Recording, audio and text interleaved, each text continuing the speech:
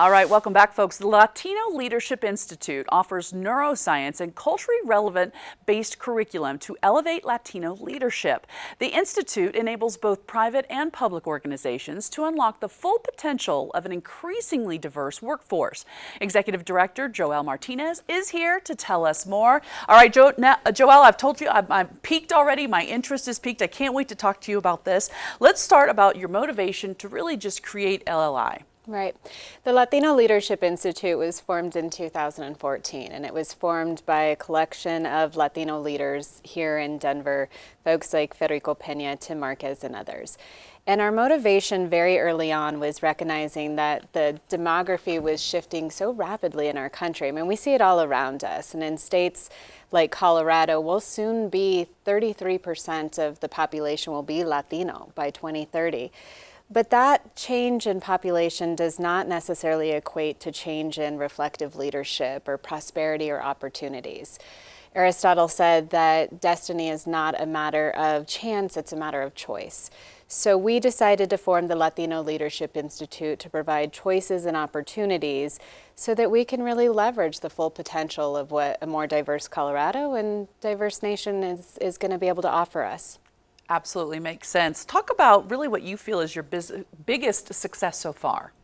So our flagship program is called the Latino Leadership Institute Fellowship Program. We take mid-career Latino professionals from across sectors and industries, and we put them through a very rigorous curriculum, as you mentioned, steeped in neuroscience, cultural, social, and emotional intelligence. And over the last 6 years, we've trained over 210 Latino professionals here in the state of Colorado.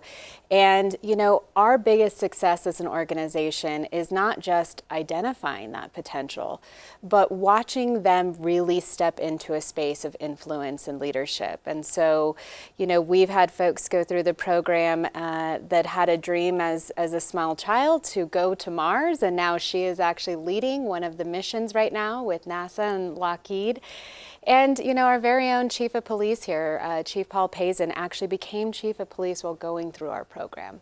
Wow. So it's about identifying that potential and helping them really maximize the skill sets that they have already.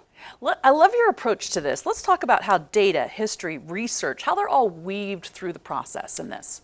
Right. So one of the things that's really important is particularly for Latino leadership, is it's really hard to envision what our leadership potential is because we actually haven't been told a lot about it. You know, even a state like Colorado actually means color red for the red sandstone that flows through our rivers. So even though our contributions might be undeniable, they're not well celebrated. So we created a Latino Hall of Fame because we believe that in order to help the new generation of Latinos to think bigger and do more, we need to tell them a little bit about our history and being leaders of this state. And research is also really important because diversity and change, well, that doesn't necessarily sit well with everyone, and it could, you know, create some fear or even maybe some reluctancy. So we find that research really helps us inform people about the opportunities that changing demographics can bring them, whether it be new employee bases that are diverse or greater penetration into their market. So we want to help them see the good in these changes. Well, let's talk about those changes. Really, what do you see as the challenge and really the opportunity with the changing demographics themselves? Right. So I think one of the challenges before us, like I mentioned today, is that there's not a lot being talked about what we can gain from it. I think there's a lot of concern about what we might lose with the changing demographics. But for example, our millennial population, 40% of them identify as biracial Indigenous people of color. So the change has already taken place. Now what we can do is understand how to be more thoughtful leaders to invite them to the table and gain perspective from them.